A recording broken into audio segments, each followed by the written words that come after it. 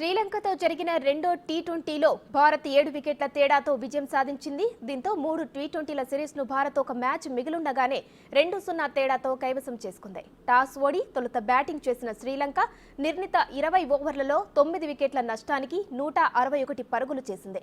అయితే వర్షం అడ్డంకిగా మారడంతో డక్వర్త్ లూయిస్ ప్రకారం భారత్ ఇన్నింగ్స్ను 8 ఓవర్లకు కుదించి టార్గెట్ 78గా నిర్దేశించారు. ఈ లక్ష్యాన్ని టీమిండియా 6.3 ఓవర్లలో 3 వికెట్లు కోల్పోయి ఛేదించింది.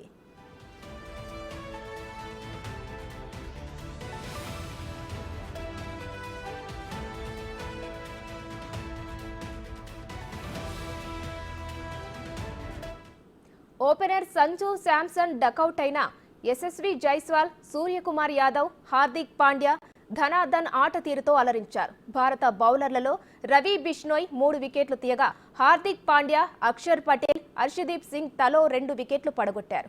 Ravi Bishnoi player of the మ్యాచ్గా నిలిచాడు. తొలి టీ20లో బంతిని అందుకునే ప్రయత్నంలో కంటి కింద గాయం కావడంతో బిష్నోయ్ ప్లాస్టర్ వేసుకుని రెండో మ్యాచ్ ఆడాడు.